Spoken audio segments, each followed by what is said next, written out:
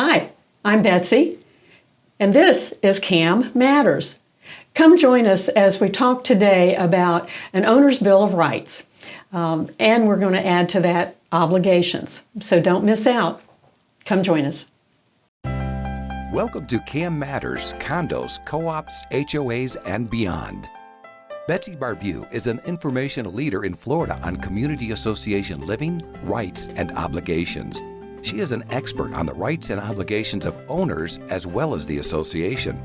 If you live or are planning to live in the state of Florida, there's a good chance you'll be part of a community association.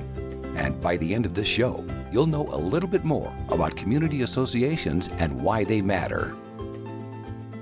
Hi, and welcome to CAM Matters. I'm Suzanne Lynn with Betsy Barbieux. And today, kind of a big topic, we're going to be talking about the owner's bill of rights. There's a lot to cover. Yes, there is. And as an owner, you do have rights and you have obligations. So we'll try to cover both of those. Let's talk about the fun stuff, the rights first. That just sounds more fun. Oh, don't you want to start with the bad stuff and then we'll end with the good stuff? I mean, the rights, we have the right to transparent information. Yes, you have the right for pretty much all the information that we call them the official records, not public records. They're not open to the public, but they're the official records of the association. So that would be all of the minutes, whether it's the board meetings or the owners' meetings.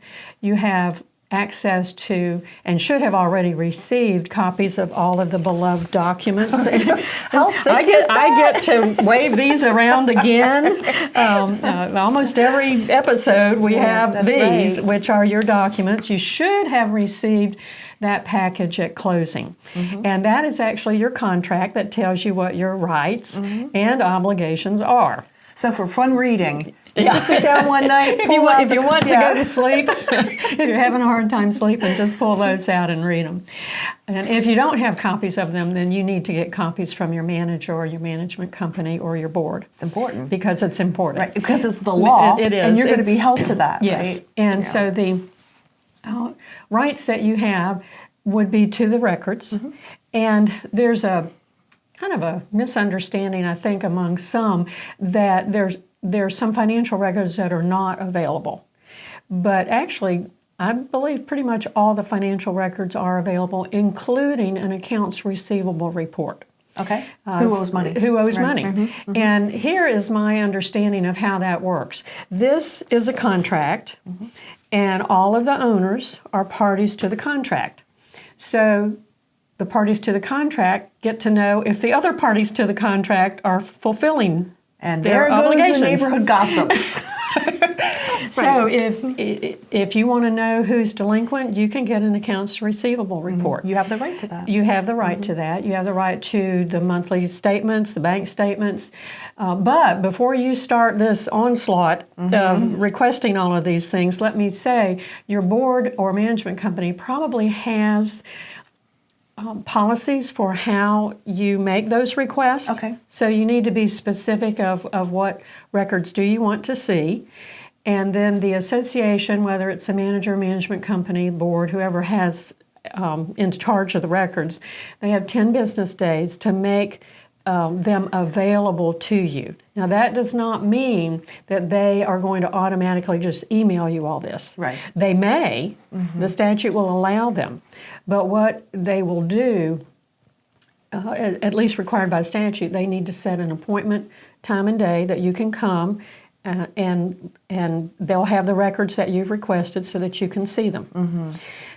So really have a purpose. Don't send. Could you send all of 2018 interactions between you know? Yeah, recently I get a lot of calls and a lot of email questions from all over the state. And one dear lady, bless her heart, you learned from last time, had asked for all of the email correspondence among board members and manager. That could be thousands of pages, right? Right. And I chastised her and said, that's not a very good request. Right. It's not reasonable. It's not reasonable. Right. And first of all, if you're going to do that, you, the owner making the request, are going to pay for copies and personnel time to retrieve those records. All of a sudden, she could probably narrow down a little bit. So if she wants to start paying thousands of dollars for these copies, right. The association is not allowed to ask her why. Oh. She doesn't have to say why she wants the records. She told me why she wanted them. Right. But the association isn't allowed to ask why. The other, on the management side of a records request, is that if they're harassment, some records requests are just harassing. Okay. And it takes our time because you can't let an owner sit there and look at the records by themselves because they steal them. Oh.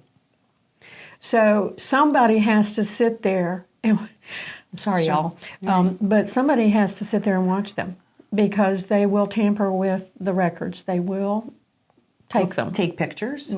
They can take pictures. You're allowed to? Okay. They can use their, instead of the association using their photocopier, they're allowed to have copies of the records. They can't steal them. But they can't steal them. And, Again, and it falls destroy under them. The reasonable stage. That's where I'm here. And the statutes allow them to use a portable scanner, their phone, whatever device can take pictures. Right. They can use their own. Okay. And they cannot be charged for copies. Okay.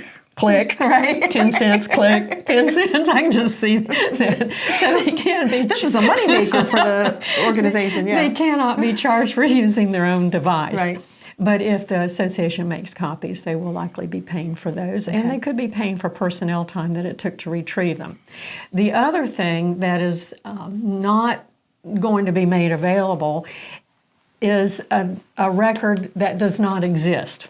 Okay, what's that mean? So if an owner said, I want you to put on a spreadsheet all of the Duke Energy bills and the amounts for the last 5 years, that spreadsheet doesn't exist. Okay, so creating something that, right. You can have the Duke Energy bills for the last 5 years. And you can create the spreadsheet. Yes, right. you got it. But that doesn't already exist, That's most really likely. a good point. So if you want to do your own spreadsheet, have at it. Be careful what you're asking for because you're getting yourself into. Those are available. That's good. At year end, the association is required to produce a year-end financial statement. If your association has revenues, a budget that's under $150,000, you will be provided a cash report, which is basically a P&L statement that you can just kind of print out of QuickBooks. That does not require CPA. Okay. If your revenues are between $150,000 and $300,000, then you'll be given a compilation, which is done by a CPA, but it has no auditing statements in it. It's not verifying that the information is correct. Okay. It just takes the information that the account, the bookkeeping, or the manager, whoever does the bookkeeping, takes that information, kind of puts it in a different form and says, here.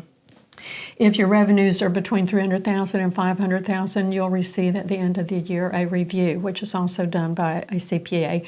Again, it doesn't have any opinion of the CPA. Just facts, right? Just facts.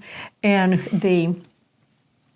if your association is over $500,000 in revenue, then you'll be given an audit, and that does have a CPA opinion as to whether you're using generally accepted accounting principles and what you can improve and do better. I have a feeling that we could do just a show on records and your rights to that and the transparency and what's not available. We could just go on with that. But let's take a break and come back to the other rights that we have because we got to get into the obligations still. Yes. All right. Okay. Are you ready for a new career? Do you have skills or interest in management, real estate, construction, maintenance, accounting, strategic planning, project management, budgets, human resource management, lawn and landscaping, pool services, or any other expertise needed to operate a community association? If you do, community association management could be for you. For more information, feel free to email Betsy at betsy@floridacamschools.com or visit the Florida Cam Schools website at www.floridacamschools.com. Florida Community Association Management continues to grow. Career opportunities abound. Welcome back to CAM Matters. We're talking about the Owner Bill of Rights, and we haven't gotten done yet. What's available as an owner and what's not available? We want to hit some of those. A couple of things that are not available. First of all, anything that has an attorney-client privilege that has not been resolved yet. So those kinds of records are not available. Anything that has to do with the lease, sale, or transfer of a unit is not available. So a list of renters is not available. A list of looking at lease agreements that owners have is not available. Selling information, you can get that from the Public Records Office, but not from us. Okay. Medical records of owners, and yes, we might have some medical records, and you can imagine in a high-rise condo, we as management do know our special needs owners. Sure. So we have some of that kind of information. But that's not public, and it shouldn't be. And owners don't get to know that.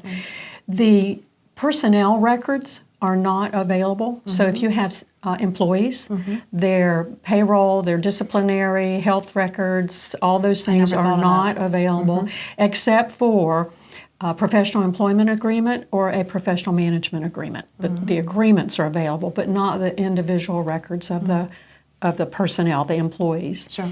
I've got a list here. Any kind of personal information that we have of owners. You can imagine in some communities we have social security numbers, driver's license number, credit card numbers, addresses of other homes that they have. The only address we're allowed to release is the official mailing address for notices. Okay. And you know what? We should take comfort in the fact that stuff, this is important stuff. I wouldn't want that released. No, you don't want that released. Also, anything that has to do with electronic security measures like passwords that safeguard data. Also, any kind of the software and operating systems are not available, but the data is. So if an owner wants a general ledger printout of QuickBooks, they can have a general ledger printout, but not QuickBooks and not Microsoft. They don't get the operating system. They can have the paper or an Excel spreadsheet.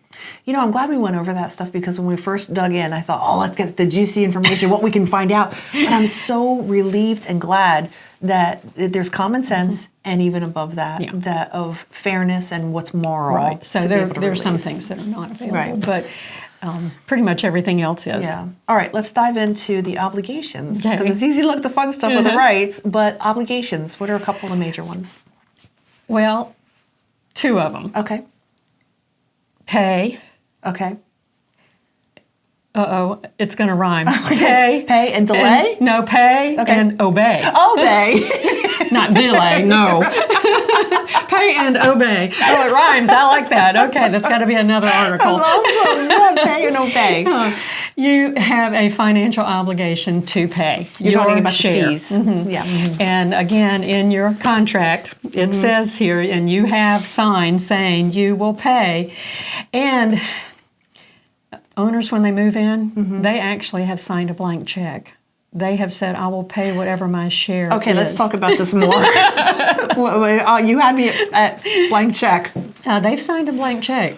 If the association has a huge repair bill and they need more money from the owners, they can go to the owners and say, we need more money from you. Oh, wow. So whatever you are paying monthly, quarterly, annually when you move in is not a guarantee.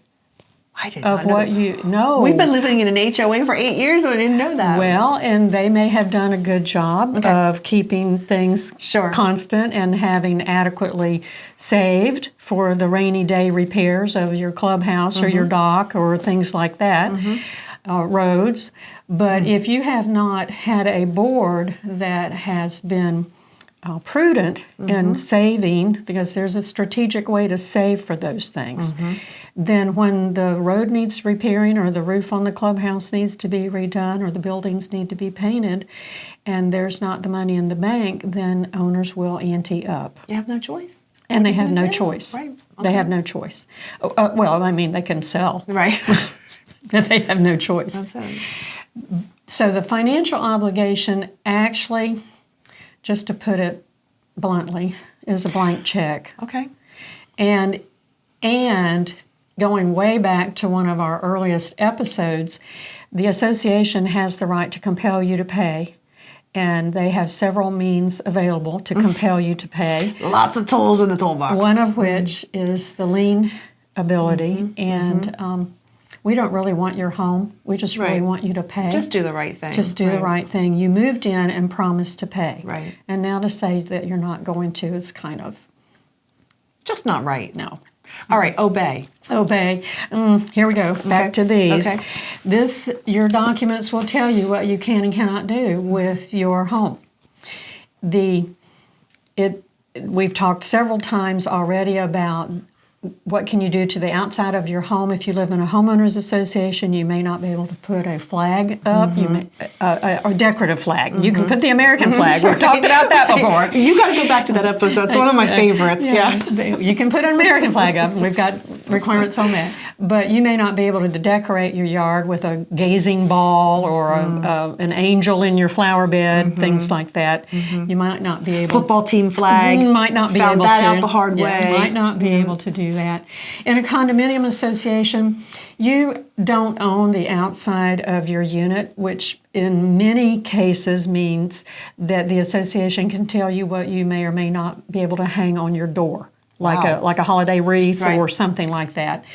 You do not own the outside of the door. You might own the inside of the door, but not the outside of the door.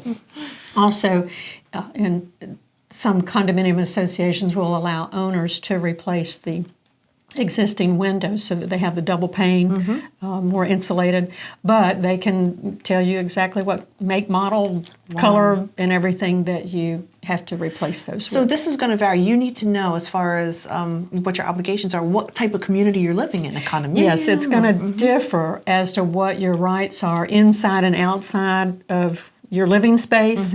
You need to know whether it's a condominium or a cooperative or a homeowner association, because your rights and what you can and cannot do will be different. Is there a general place on your website that people can go to find out just a little bit more about Bill of Rights? Or is Well, there a I website or actually something? have years worth of articles that are free, that are available on my website. I have quite a few communities who will download those and reprint them in their newsletters so that owners have some more information. And there actually is an article on my website called Bill of Rights. And they'll find it at floridacamschools.com. I love it. Betsy, thanks for being here. We'll come back and do some more stuff in the next couple of weeks. So make sure you subscribe, because we want you to be informed and know more about this. Yes. Thank you. Thank you for listening to CAM Matters. Be sure to subscribe so you don't miss any future episodes. For more information, feel free to email Betsy at betsy@floridacamschools.com or visit the Florida Cam Schools website at www.floridacamschools.com. Information provided on this show is general in nature and does not constitute legal advice. Please contact a licensed attorney for your specific situation.